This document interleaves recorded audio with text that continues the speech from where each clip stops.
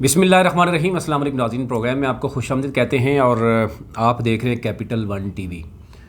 बात करेंगे कि इस वक्त क्योंकि कल जो है वो ज़िमनी इंतखाबात हो रहे, ज़िमनी इस वक्त दो जो LA हैं, LA 3 और LA 12, वहाँ पर इलेक्शन होने जा रहा है आज़ाद कश्मीर में। तो शुरू में तो हम देख रहे थे कि शायद LA 3 और 12 में कोई ऐसा इंतखाबी मुहिम नहीं चल रही, लेकिन आखिरी 2-3 दिन से हम देख रहे हैं कि यकदम इस तरह की जो वहाँ पर इंतखाबी मुहिम शुरू हुई जो शायद आवाम भी एक्सपेक्ट नहीं कर रही थी। और ये जो कहा जा रहा था कि गुज़श्ता जो 25 जुलाई के इंतखाबात या उससे पहले जो कुछ होता रहा, जो कुछ बातें होती रहीं, वो मरीम नवाज़ ने भी की, वो अली मीन गंडापुर ने भी की, वो बाकी जो पीपल्स पार्टी के रहनुमा उनकी तरफ से भी की गई। तो शायद अब की बार जो है वो उस तरह की बातें नहीं की जाएगी, उस तरह की गुफ्तगू नहीं की जाएगी। लेकिन इंतहाई अफसोस के कहा जा सकता है कि बिलावल भुट्टो ने गुफ्तगू की तो उन्होंने इमरान खान को आड़े हाथों लिया, और उसमें बिलो द बेल्ट भी कुछ इस तरह की बातें होती हैं, तो जो शायद मौका मिलता है बाकी लोगों को भी कि वो इस तरह की बात करते हैं। और फिर उसके बाद अली मीन गंडापुर गए और उन्होंने जो है वो हादी कर दी, और उन्होंने तो दोबारा से वही कहा कि जुल्फ़िकार अली भुट्टो ने इस मुल्क के 2 टुकड़े किए। पहले भी आपको याद है कि उन्होंने जनरल इलेक्शन में कहा था, तो उस पर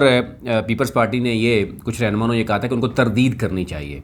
लेकिन वो उन्होंने फिर इंटरव्यू दिया। इंटरव्यू में उन्होंने कहा जी कि मैं अभी भी उस बात पे कायम हूँ कि जुल्फ़िकार अली भुट्टो ने मुल्क के 2 टुकड़े किए। फिर उन्होंने कहा कि जुल्फ़िकार अली भुट्टो की नस्ल ख़त्म हो चुकी है और बिलावल जो है वो बिलावल नहीं, वो बिल्लो रानी है और वो जरदारी की नस्ल का है। तो एनी हो, ये बहुत सी चीज़ें आप सुन लें ज़रा, फिर उसके बाद हम इस पर बात कर लेते हैं। लीडर है, उसने भी ऐसे जुल्म किए थे, पाकिस्तान को तोड़ा था, आज उसकी नस्ल खत्म हो गई है। याद रख कि जिस तरीके से आज तेरा ये जरदारी, जिसका ये बिल्लो रानी नस्ल खत्म कर चुका है, तुम्हारी नस्ल तो खत्म हो चुकी है कि तुम्हारा जो एक बेटा है वो बिलावल नहीं, बिल्लो रानी है। इंशाअल्लाह मैं ये सियासी बात नहीं कर रहा। कुरान में है कि एक इंसान का कत्ल पूरी इंसानियत का कत्ल है, और कहते हैं कि कुफर का निजाम तो चल जाएगा, नाइंसाफी का निजाम नहीं चलेगा। जालिम जो जुल्म बेसिकली वो इस सारे मामले में चौधरी यासीन को वो टारगेट किए हुए हैं कि चौधरी यासीन जो है उनके जो बेटे हैं वो मुलव्वस हैं और उन्होंने जुल्म किया है, और जो 2 अमवात जैसे कि आप जानते हैं वो हुई हैं, और वो तहरीक इंसाफ के कारकुन थे। उस पर हमने देखा कि वज़ीर-ए-आज़म इमरान खान ने भी उसका जिक्र किया, वो बिल्कुल गलत है और उस हवाले से जो है वो सज़ा मिलनी चाहिए। यानी जो लोग भी इसमें इन्वॉल्व हैं उसकी इन्वेस्टिगेशन चल रही है। चौधरी यासीन के दोनों साहबजादे जो है वो जेल में हैं, लेकिन उसके बाद हमने देखा कि चौधरी यासीन जो हैं वो क्योंकि उनकी जब से कैंपेन शुरू हुई है, बिलावल भुट्टो गए और पीपल्स पार्टी की तो सारी क़यादत मैं समझता हूँ, साबिक़ वज़ीर-ए-आज़म परवेज़ अशरफ गए, पंजाब में बड़ा नाम है जो कायरा साहब वो गए, फिर उसके बाद बाकी जो दीगर लीडरशिप थी वो भी हमें नज़र आई। तो एक तो ये नज़र आ रहा है कि पीपल्स पार्टी ने जो ही मुहिम वहाँ पर शुरू की तो फ़ौरन उसके बाद PTI जो है वो मैदान में आ गई। और इसमें ना सिर्फ जो ये तो चलो समझ आती है कि बिलावल भुट्टो भी कश्मीर से नहीं है और उन्होंने आकर वहाँ पर वो किया, लेकिन इसके साथ साथ जो मामला उसके बाद हमने देखा कि जो सरदार तनवीर इलियास हैं उन्होंने बड़ी सख्त अल्फाज यूज़ किए पीपल्स पार्टी के खिलाफ। जरदारी साहब कहते हैं कि अगर 9 अरब रेडी वाले ने अकाउंट ही है ये उसमें कसूर है, और कई जो मरे हुए हैं उनके शनाख्ती कार्डों पर भी अकाउंट खुले हुए, तो ये पैसा कमाया जा रहा था। बड़ा संगीन इल्ज़ामात सरदार तनवीर इलियास ने आसिफ अली ज़रदारी के ऊपर लगाए हैं कि आसिफ अली ज़रदारी की जब हुकूमत थी, और उन्होंने ये भी कहा कि मैं वैसे नहीं बात करता, मैं बात करता हूँ दस्तावेज़ात के साथ। उन्होंने कहा जी कि तहकीकात होनी चाहिए, और ये बड़े संगीन इल्ज़ामात हैं पीपल्स पार्टी के ऊपर कि पीपल्स पार्टी की क़यादत यानी जब जरदारी जो है वो सदर थे और उस वक़्त इनका मुल्क से पैसा बाहर लेके जाना, और फिर उन्होंने बड़ी मतलब पूरी डिटेल बताई है کہ کس طریقے سے جناب پیپلز پارٹی نے پاکستان تحریک انصاف کا جو نوجوان اور جو جیلا ہے وہ کیوں اپنی جان دیتا ہے اور وہ اپنے قائد کی بات پہ لبیک کہتا ہے، وہ جناب میڈیا کے تھرو علاقے کے عوام تک یہ بات پہنچانا چاہتے ہیں، اس کا کوئی تصور نہیں ہوگا۔ جیسا وہاں سے وہ جس نے کہا تھا نا کہ ہم انسان ہیں تمہارے جیسے، جیسا تم کرو گے ویسا ہم کریں گے۔ ہم اس سرزمین کے رہنے والے ہیں، کوئی آدمی سوٹی ڈانگ اور بندوق کے زور پہ نہ ٹھپے لگوا سکے گا نہ ووٹ لے سکے گا۔ شوکت فرید صاحب کی سیٹ بڑی واضح کلیئر ہوتی جا رہی ہے، اور اب اتنے سینئر قائدین راجہ آفتاب اکرم صاحب اور ان کے والد بزرگوار، اللہ ان کے درجات بلند کرے، راجہ اکرم صاحب، یہ ایک لیگیسی ہے، اس خاندان کی ایک نام ہے، ان کے ساتھ لوگ چلتے ہیں۔ لیکن اس کے ساتھ ہم آگے آنے والے دنوں میں فردر بھی آپ کو سرپرائز دیں گے۔ میرا سیاست میں ہے کہ اسی جگہ پہ بیٹھ کے آپ میڈیا والے مجھ سے سوال کر رہے تھے کہ کس کے ساتھ جوڑ توڑ ہو رہا ہے، کیا ہو رہا ہے، میں کہتا تھا کہ سیاست میں نیگوسیشن آخری رات تک جاری رہتے ہیں۔ شوکت فرید صاحب نے حکومت میں جانا ہے، علاقے میں جو ہے تعمیر اور ترقی ہونی ہے، لیکن راجہ آفتاب اکرم صاحب کو بھی، اور جو دوسرا ہم نے چڑوئی میں جو جلسہ کیا تھا اس میں نے راجپوت کمیونٹی کے ساتھ ایک کمٹمنٹ کی تھی کہ ایک آدھ ہمارا عہدہ پہلے اناؤنس ہوا ہے، لیکن وہ ہم نے کہا وہ پارٹی کا ڈیسیژن ہے، جو آپ کی سیاسی محرومیاں ہیں وہ دور کرنے کے لیے ہم آپ کو اپنے الفاظ دیتے ہیں۔ اینی ہو جوڑ توڑ کی انہوں نے بات کی کہ جی شوکت فرید، راجہ آفتاب اکرم اور ان کے جو والد ہیں انہوں نے شوکت فرید کے حق میں باقاعدہ طور پر یہ ایک شمولیت کی، اور انہوں نے پاور شو کی، اور ایک بڑی تعداد میں جو ہے وہ اس معاملے میں، یعنی سب سے پہلے تو ہم نے دیکھیں کہ پیپلز پارٹی میدان میں آئی، بلاول بھٹو کا جلسہ ہوا، اور اس کے بعد پھر یہ سلسلہ شروع ہو گیا، اور پھر علی امین گنڈا پور بھی وہاں پہ گئے، پھر سردار تنویر الیاس نے بھی پریس کانفرنس کی، اور علی امین گنڈا پور اور سردار تنویر الیاس کا جو توپوں کا رخ ہے پھر وہ چودھری یاسین کی طرف اور بلاول کی طرف جو ہے وہ اچانک ہوا۔ یہ اس وقت ہوا جب پہلے پیپلز پارٹی نے وہاں پر ایک پاور شو کی۔ اب پیپلز پارٹی کی پاور شو اور ان کی پاور شو میں کیا فرق تھا، یہ ایک تو واضح نظر آ گیا کہ ایک تو پھر الزامات کی سیاست ہے، یعنی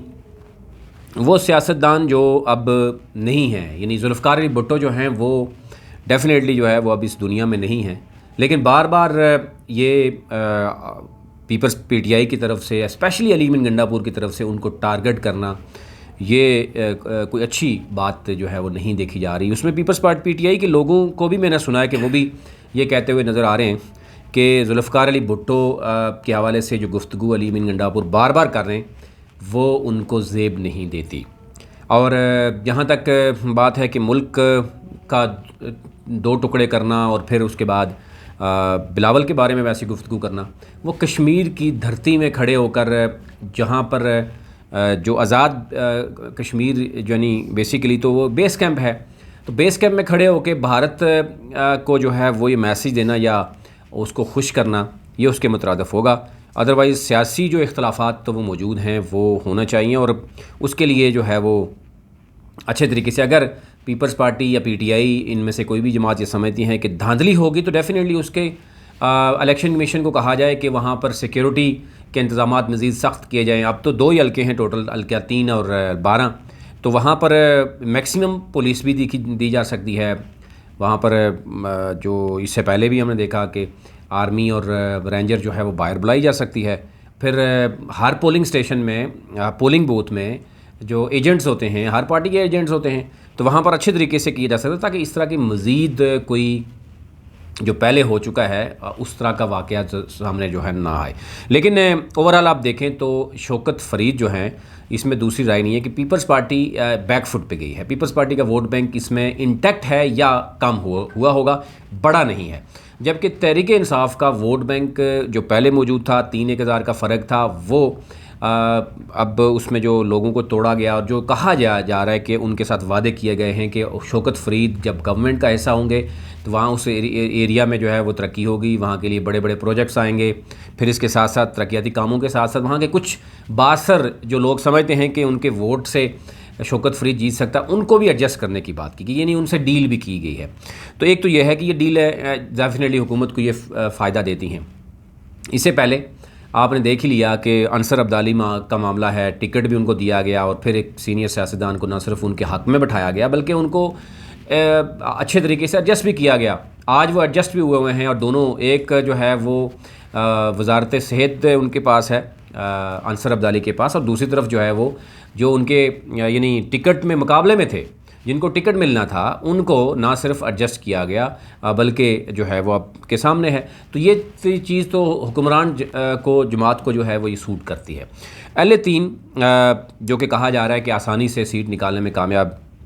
وہاں پہ یاسر سلطان نظر آ رہے ہیں، اور دوسری طرف جو ہے وہ بڑا ٹف مقابلہ ہے شوکت فرید اور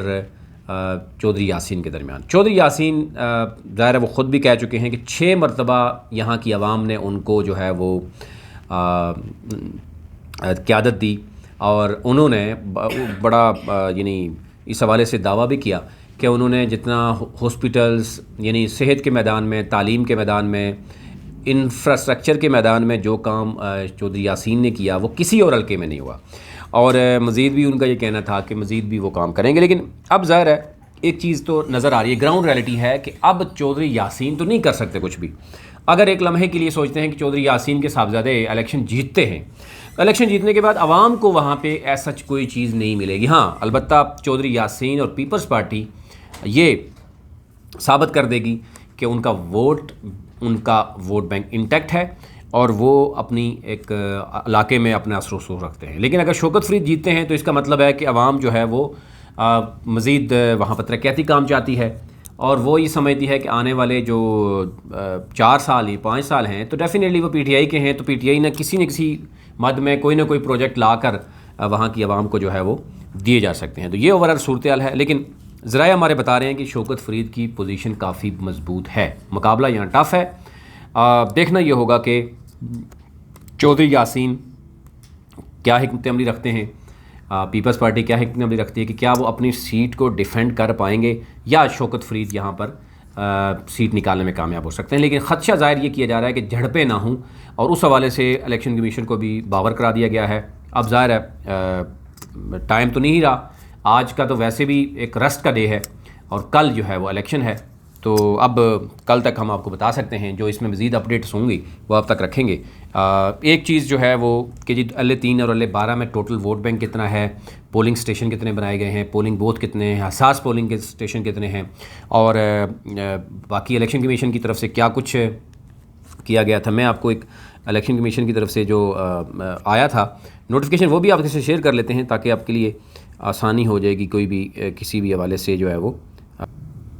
تو جو اس میں نوٹیفیکیشن ایک نکالا گیا ہے وہ آپ کے سامنے رکھ دیتے ہیں، وہ ضابطہ اخلاق ہے۔ اس میں یہ کہا گیا ہے کہ جو L3 ہے میرپور اور L12 کوٹلی 5 کے ضمنی انتخابات کے دوران پولنگ والے دن جو پولنگ ایجنٹس ہیں اور الیکشن ایجنٹ سے پہلے جاری کردہ ضابطہ اخلاق کی پابندی کرتے ہوئے پولنگ کا دورہ جو ہے وہ کر سکتا ہے، صرف پولنگ ایجنٹ اور پولنگ۔ اس کے علاوہ کوئی شخص پارٹی صدر یعنی پارٹی صدر بھی نہیں جا سکتا، یا رہنما یا وزراء اکرام ممبر اسمبلی جو ہے صاحبان سے کسی کو بھی پولنگ اسٹیشن کا معائنہ دورہ کرنے کی دوران پولنگ اجازت نہیں ہوگی۔ اس حوالے سے خلاف ورزی کی صورت میں متعلقہ امیدوار کے خلاف کارروائی ضابطہ کی جائے گی، جس کی نااہلی بھی ہو سکتی ہے، اور اس حوالے سے جو ہے وہ اس کو عمل درآمد یقینی بنایا جائے۔ تو یہ ایک نوٹیفیکیشن جو ہے باقاعدہ طور پر جو ہے وہ ہے۔ اوورآل آزاد کشمیر کے اس سے پہلے جب الیکشن ہوئے تو آپ کو پتہ ہی ہے کہ ٹوٹل ووٹ بینک تھا 32,20,793 اور میل ووٹ تھا 17,52,000 اور 14,68,000 فیمیل ووٹ تھا، اور ٹوٹل 707 کینڈیڈیٹ تھے۔ ڈیفینیٹلی اب بھی جو ہے نا وہ باقی چیزیں بار بار جا رہی ہیں۔ تو اس L3 اور L12 کے حوالے سے جو ہے مزید جو ڈیٹیل ہوگی وہ بھی آپ کے سامنے رکھیں گے۔ ابھی تک اتنا ہی، اپنا اپنے ملک کا خیال رکھیے، اللہ نگہبان۔